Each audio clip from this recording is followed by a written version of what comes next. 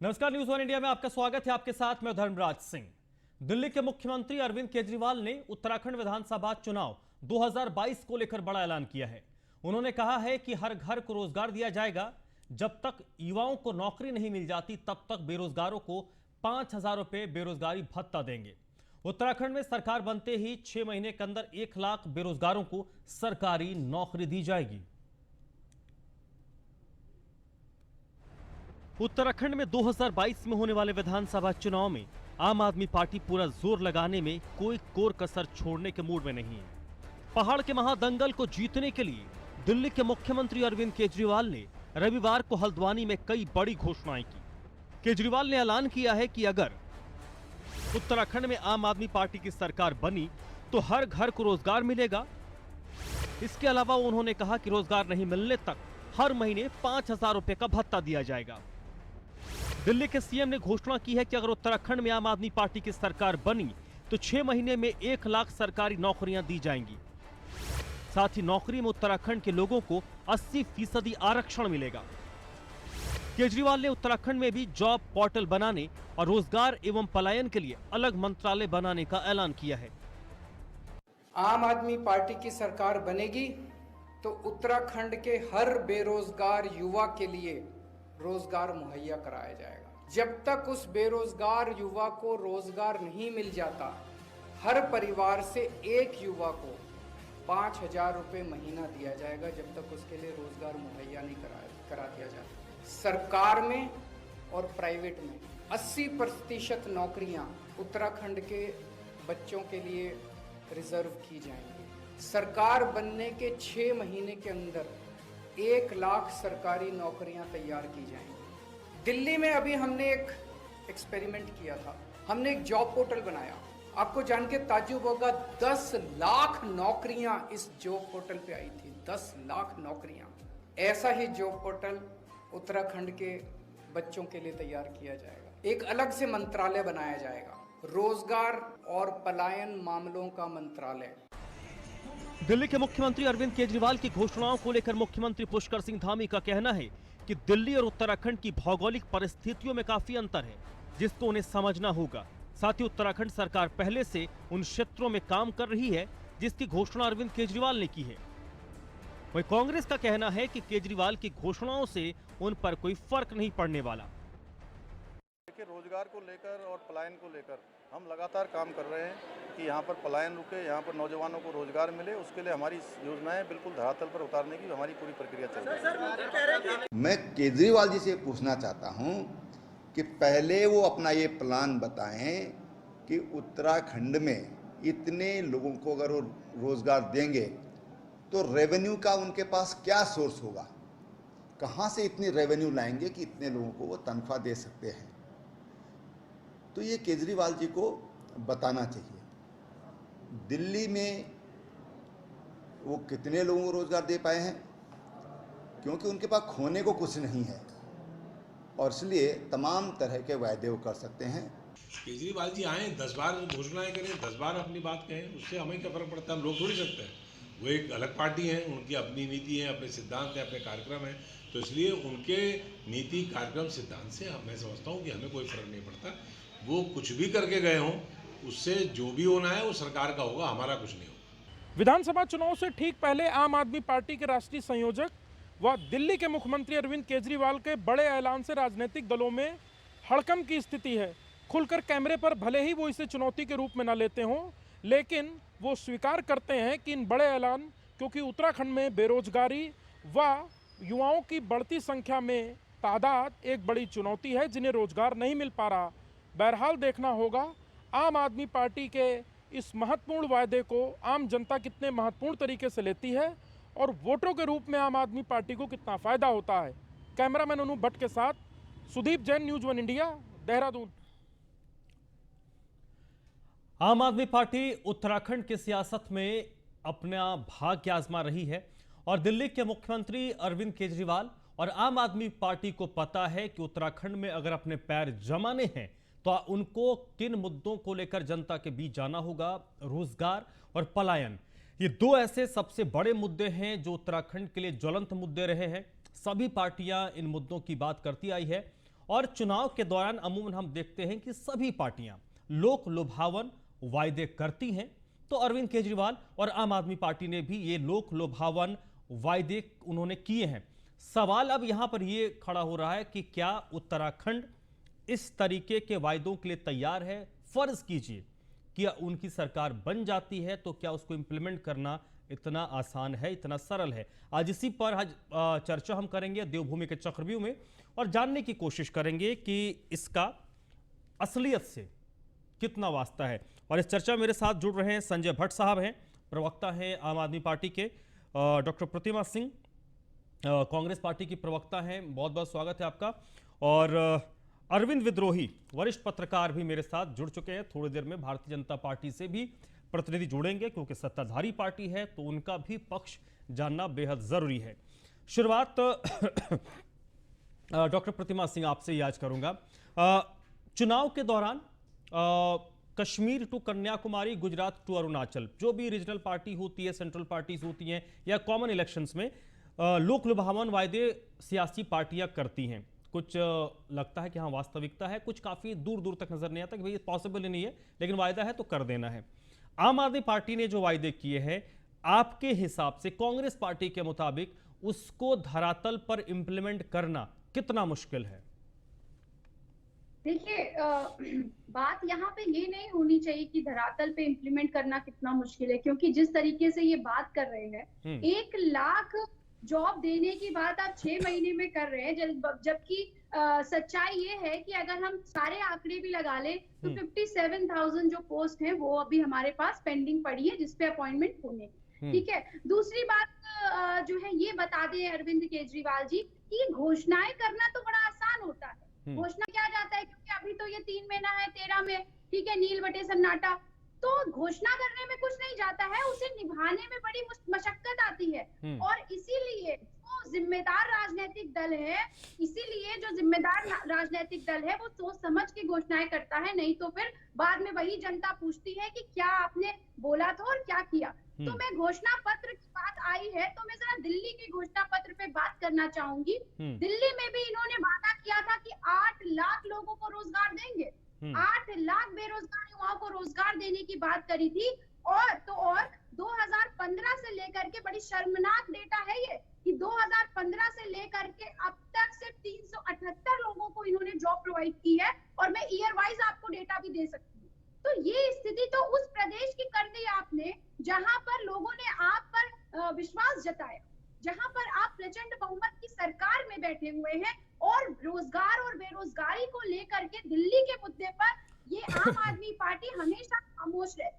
दूसरी बात, आप देवभूमि की जनता को कह रहे हैं कि आप यहाँ की जो धरोहर है उसको संवारने का काम करेंगे।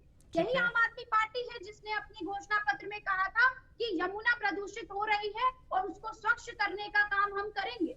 जब से आम आदमी पार्टी सत्ता में आई है यमुना और भी ज्यादा दूषित हो गई है, और तो और यमुना के आसपास का जो एक आपको पता है रिवर बेल्ट होती है, उस बेल्ट पे जो है इलीगल कंस्ट्रक्शन से लेकर इलीगल ऑक्यूपेशन तक लोग कर रहे हैं, उसे इंक्रोचमेंट कर रहे हैं उसका, लेकिन सरकार खामोश बैठी है क्योंकि सरकार का हाथ उसमें है। तो ये एक घोषणाओं की लंबी चौड़ी फेहरिस्त है। अगर मैं बोलूंगी कि किन किन मुद्दों पे आम आदमी पार्टी दिल्ली में नाकामयाब रही है। आपने वादा किया था 500 स्कूल खोलेंगे हम सरकारी, एक स्कूल धरातल पे में इन्होंने खोलने का काम नहीं। डॉक्टर प्रतिमा सिंह, आपके पास काउंटर करने के लिए कई सारे सब्जेक्ट हैं जिसमें आप, क्योंकि आप जब आम आदमी पार्टी दिल्ली के अरविंद केजरीवाल मॉडल की बात होती है तो नो डाउट विपक्षी पार्टियां भी दिल्ली के रिपोर्ट कार्ड को उत्तराखंड के लोगों के पास रखेंगी कि भाई आप जिस मॉडल की बात करते हैं उसकी हकीकत या रिपोर्ट जो भी है, सच हो झूठ हो, आप लोग तय करें, और जब जरूरत होगी तो हम भी बताएंगे कि भाई किसमें क्या सच है क्या झूठ है।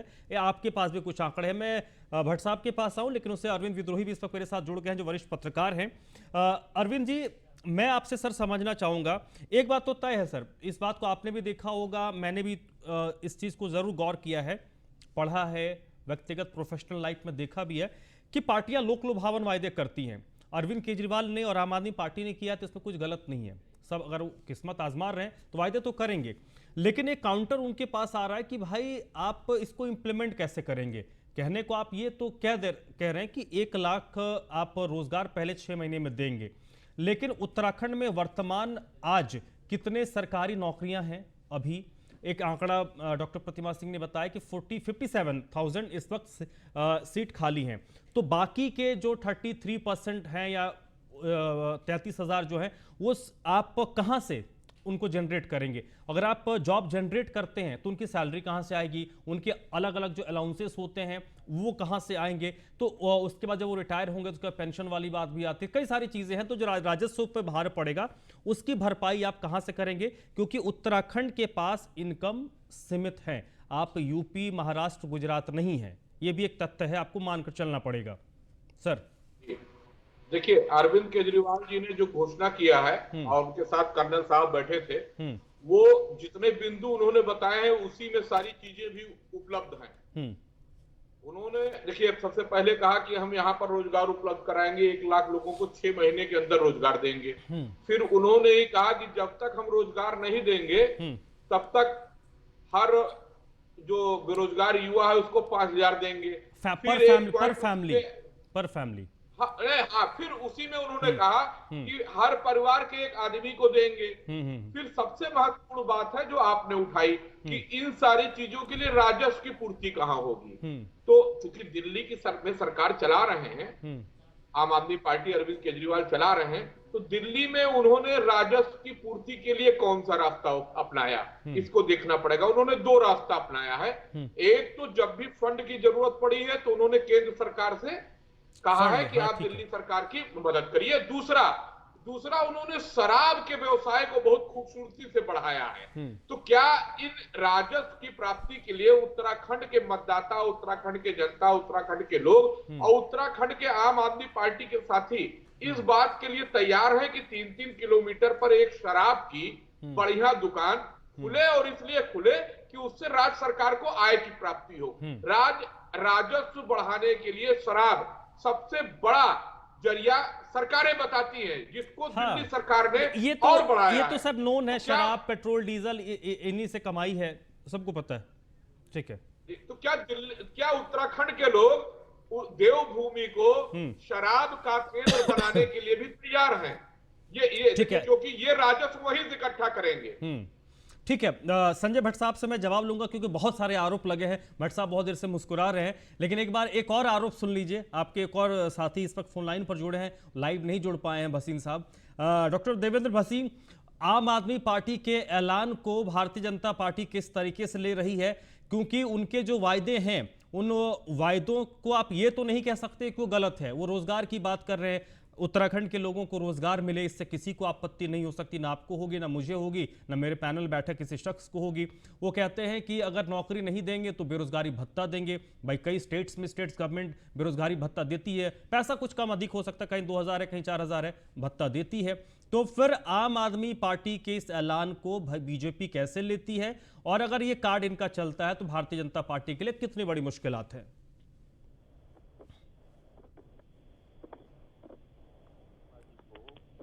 भसीन साहब, आवाज आ रही है?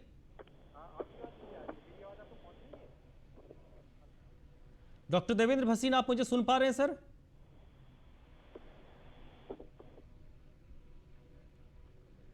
चलिए, डॉक्टर देवेंद्र भसीन तक संभवतः मेरी आवाज नहीं जा रही है। चलिए संजय भट्ट साहब, भसीन साहब आवाज आई आपको मेरी? आवाज नहीं आ रही। डॉक्टर देवेंद्र भसीन, आप मुझे सुन पा रहे हैं सर? मैं आपको सुन पा रहा हूं, आपको मेरी बात पहुंच रही है? हाँ सर, अब चलिए कंप्लीट किए। बताइए सर, अरविंद केजरीवाल के ऐलान को कैसे देख रहे हैं आप? अरविंद केजरीवाल जी को उत्तराखंड की जनता बिल्कुल भी गंभीरता से नहीं लेती, क्योंकि इनका जो दोहरा चेहरा है वो उत्तराखंड की जनता ने देख लिया है। पहली बात तो मैं ये कहना चाहूंगा कि आम आदमी पार्टी का उत्तराखंड का जो धरातल है वो आप देखिए कि इनको अपने सदस्यता अभियान के लिए किराए के मजदूर लेने पड़ते हैं। मैंने आज ही ट्वीट किया है जो आपका वीडियो है, जिसपे इन्होंने 400 रुपया रोज पर और खाने पर मजदूर बुलाए सदस्यता अभियान के लिए, और उनका पेमेंट भी नहीं किया। आज का ही मेरा ट्वीट है, और मेरा अपना पर्सनल नहीं है, बीजेपी का नहीं बनाया हुआ, वो राष्ट्रीय चैनल के द्वारा बनाया गया वीडियो था जो मैंने उसको रिपोस्ट किया। एक बात। दूसरा, जो दिल्ली के अंदर इनके चाहे स्कूल का मॉडल हो, चाहे दूसरे मॉडल हो, वो सारे पूरी तरह फ्लॉप हो चुके हैं। और इससे पहले जो भी हमारे साथी जो इकोनॉमी की बात कर रहे थे, वो अपने आप में बिल्कुल एक सही गणित है। दूसरी बात मैं ये कहना चाहूंगा कि आम आदमी पार्टी के द्वारा दिल्ली के अंदर कुछ और कहा जाता है, उत्तराखंड में कुछ और कहता है। आप मां नंदा देवी को पर्वत को वहाँ कूड़े का ढेर बता देते हैं, यहाँ आकर के आप हिंदुत्व की बात करते हैं। वहाँ आप शाहीन बाग में जो दंगे वाले लोग हैं उनका साथ दे रहे होते हैं, यहाँ पर आपका आकर के वाणी बदल जाती है। तो कहने का मेरा मतलब ये है कि उत्तराखंड पे आकर के जो आम आदमी पार्टी अपना दूसरा चेहरा प्रस्तुत करना चाह रही है, उसको उत्तराखंड की जनता भली भांति समझ चुके हैं और इनके नेताओं ने उत्तराखंड की जनता को गालियां भी दी। और आर्थिक पक्ष पर मैं आना चाहूंगा, भी हमारे साथी ने बात की कि शराब इनके लिए महत्वपूर्ण बिंदु रहने वाला है। तो शराब माफिया से क्या इनके तालमेल है वो बताएं। और फिर मेरा क्वेश्चन इनसे और है कि दिल्ली में रहते हुए इन्होंने कितने लोगों को दिल्ली सरकार की नौकरियां दी। उत्तराखंड में बड़ी बड़ी बातें कर रहे हैं, कृपया करके आप ये बताइए कितने सालों में दिल्ली सरकार के अंदर आपने कितने लोगों को नौकरियां दी, आपने कितने लोगों को बेरोजगारी का भत्ता दिया। आप दिल्ली में कुछ और करते हैं। जिस समय कोरोना काल चल रहा था, आपने दिल्ली की जनता को बेहाल कर दिया था।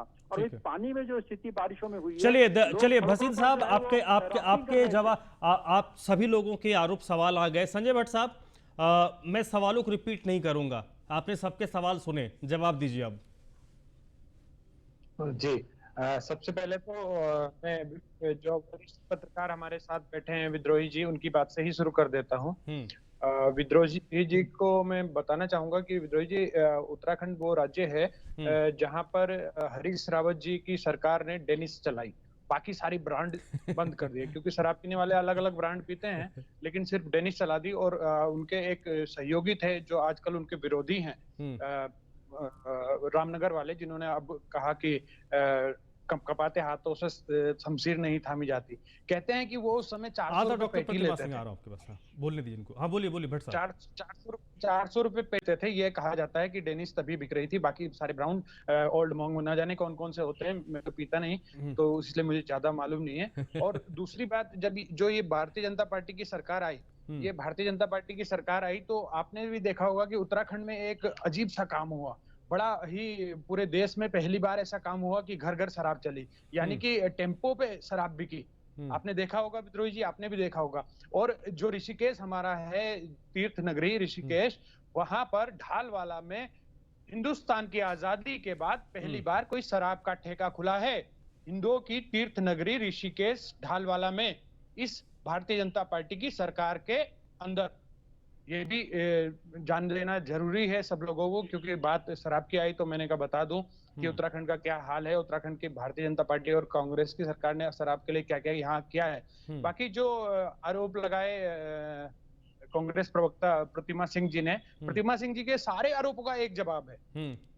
दिल्ली की जनता ने कांग्रेस को 4% वोट और 0 सीट पे लाया है। पिछली 2 बार से 0 सीट आ रही है, तो इनको सारे जवाब दिल्ली की जनता दे रही है कि आप बोलते कुछ भी रहो, लेकिन जनता देख चुकी है, आपके शासन देख चुकी है। 15 साल आपने शासन किया दिल्ली में, और वो लेकिन एक डॉक्टर प्रतिमा सिंह, मैं आपके पास आऊंगा। भट्ट साहब, भट्ट साहब, एक काउंटर है आपके इस बात पर, छोटा सा जवाब दीजिएगा। बीइंग अ डेमोक्रेसी, हम हर गुजरते दिन के साथ, हर गुजरते साल के साथ मैच्योर हो रहे हैं, परिपक्व हो रहे हैं। 2010 में जिस तरीके से वोटिंग पैटर्न था, 2020 में जिस तरीके का वोटिंग पैटर्न हुआ है, उसमें बदलाव हुआ है। एक लोकतंत्र के तौर पर हम कहीं ना कहीं आगे बढ़ रहे हैं, हम मैच्योर हो रहे हैं, हमारा युवा मैच्योर हो रहा है। इसमें सोशल मीडिया का भी एक बहुत बड़ा रोल है। आप जब वायदा करते हैं तो आपको बताना भी तो पड़ेगा कि उस वायदे की आप पूर्ति कैसे करेंगे, उसको डिलीवर कैसे करेंगे। जी बिल्कुल धर्मराज जी, ये तो बताना ही पड़ेगा। अगर आपने पूछा है तो, क्योंकि सबने ही पूछा है, आपने क्या, सबने ही पूछा है, तो बताना पड़ेगा कि कैसे क्या करेंगे। देखिए, दिल्ली के बारे में कहा गया कि दिल्ली में बहुत ज्यादा राजस्व है, बहुत ज्यादा सब कुछ है। आपको भी पता है, मुझे भी पता है कि जब अरविंद केजरीवाल वहां मुख्यमंत्री बने तो 29,000 करोड़ का बजट था। दिल्ली सरकार घाटे में चलती थी। वही हाल यहाँ रहा। यहाँ 20-21 साल से कांग्रेस और भारतीय जनता पार्टी की सरकार है। लगभग 67,000 करोड़ का कर्ज में है उत्तराखंड। आप मतलब जो अरविंद केजरीवाल के प्रेस कॉन्फ्रेंस को मैं कल सुन रहा था कि एक प्रोजेक्ट है, वो अगर 100 रुपए में बनना होता है, 2 साल में बनना होता है, तो उसको हम हम 2 साल से कम में बनाएंगे, 100 रुपए में बनाएंगे। ऐसा नहीं कि 2 साल को 4 साल करके 100 रुपए को 500 करेंगे। ये फंडा है आपका। जी जी जी जी बिल्कुल बिल्कुल सही आपने पहचाना। मैंने स्वयं एक आरटीआई लगाई 2011 में। टिहरी की एक सड़क बननी थी और 11 करोड़ रुपए का टेंडर था और भुगतान हुआ 28 करोड़ रुपया। चले हाँ, ये तो ये खेल है। मैं इससे सहमत हूं कि जब प्रोजेक्ट लेट होता है तो उसकी कॉस्टिंग भी बढ़ते जाती है और कई बार इतनी बढ़ती है कि फिर आकलन करना मुश्किल है। प्रतिमा सिंह जी जल्दी रिस्पॉन्ड कीजिए। प्रतिमा सिंह जी नहीं देहरादून से जो हरिद्वार वाला जो ये फ्लाईओवर, चलिए मेरे पास संजय भट्ट साहब टाइम कम है। प्रतिमा सिंह जी बहुत देर से काउंटर करना चाहिए। हाँ प्रतिमा सिंह जी बोलिए। 2 बातों का जवाब देना चाहिए। उन्होंने सबके सवाल सुने लेकिन जवाब किसी का नहीं दिया। फिर से ये दिल्ली के सारे मुद्दे पर और जो वादे किए थे उन मुद्दे पर खामोश है। यही स्पष्ट करता है कि दिल्ली के लिए उन्होंने कुछ नहीं किया। 15 साल की बात करें, आज आप दिल्ली में सरकार चलाने के लायक सिर्फ इसलिए हैं क्योंकि 15 सालों का विकास दिल्ली में मौजूद है। नहीं तो जब से अरविंद केजरीवाल जी सत्ता में आए हैं, एक स्कूल नहीं दिया दिल्ली की जनता को, एक फ्लाईओवर नहीं दिया दिल्ली की जनता को, एक अस्पताल नहीं दिया दिल्ली की जनता को, लोकपाल बिल नहीं दिया दिल्ली की जनता को, और स्वराज बिल की बात करते थे, स्वराज बिल तक लेके नहीं आए। दूसरी बात आप समझ, ठीक है टाइम कम है। भट्ट साहब जल्दी ठीक है 10 सेकंड। डॉक्टर प्रतिमा सिंह 10 सेकंड। हाँ ठीक बोलिए। प्रतिमा सिंह जी डॉक्टर लिखते हैं अपने आगे और एडवोकेट हैं और ये लोकपाल की बात कर रहे हैं, जबकि इन्हें पता है कि दिल्ली की विधानसभा ने लोकपाल पास कर दिया। चलिए ठीक है एक मिनट। डॉक्टर अरविंद विद्रोही सर 10 सेकंड में मुझे बताइए, आम आदमी पार्टी के लिए क्या इस तरीके के वायदे जो होते हैं उससे आम लोग अपना जुड़ाव महसूस करेंगे? आम लोग इसको जोड़ रहे हैं खुद से, क्योंकि आम लोगों की बात है ये। देखिए अभी जुड़ा तो महसूस नहीं कर रहे हैं, लेकिन लोकतंत्र में कोई जुड़ भी सकता है। अरविंद केजरीवाल भी लोगों को प्रभावित कर ले जाते हैं। दिल्ली में भी इन्होंने एकदम से हनुमान भक्त हो गए थे और अरविंद एक बताइए सर और 5 सेकंड। अरविंद केजरीवाल और आपकी चर्चा है उत्तराखंड में, क्योंकि चर्चा के बाद अगर चर्चा है तो फिर बात आगे बन सकती है, नहीं है फिर कोई बात ही नहीं। चर्चा है, बिल्कुल चर्चा भी है और चर्चा के कारण भाजपा और कांग्रेस के लिए चुनौती भी है। चलिए हाँ बिल्कुल। आपके अनुभव के आधार पे मैं कहता हूं कि अगर चर्चा है तो फिर चर्चा के बाद आगे बात आप सोच सकते हैं। अगर आप जो वायदे कर रहे हैं उन वायदों की बात हो रही है, लोगों में पान के रेडियों पे, दुकानों पर, गली नुक्कड़ पर अगर चर्चा हो रही है, मतलब आपको लेकर लोग बात कर रहे हैं और आप अपने बेहतरी के लिए सोच सकते हैं। बहुत बहुत शुक्रिया doctor Devendra Bhasin, phone line पर जुड़े हुए थे हमारे साथ। संजय भट्ट साहब आपका भी बहुत बहुत शुक्रिया। प्रतिमा सिंह जी आपका भी बहुत बहुत शुक्रिया। अरविंद विद्रोही आपका भी सर बहुत बहुत शुक्रिया इस चर्चा में मेरे साथ जुड़ने के लिए। आम आदमी पार्टी की तरफ से ऐलान तो कर दिया गया है, सवाल पूछा जा रहा है विपक्ष की तरफ से, यानी कि बीजेपी और कांग्रेस की तरफ से, कि भाई आपने वादा किया उसको डिलीवर कैसे करेंगे। और आम आदमी पार्टी जिस दिल्ली मॉडल की बात करती है उस दिल्ली मॉडल पर ही छेद करने की कोशिश भारतीय जनता पार्टी और कांग्रेस कर रही है। कौन कितना सफल होगा चुनावी नतीजे ही बताएंगे। तो आज देवभूमि के चक्रव्यूह में बस इतना ही।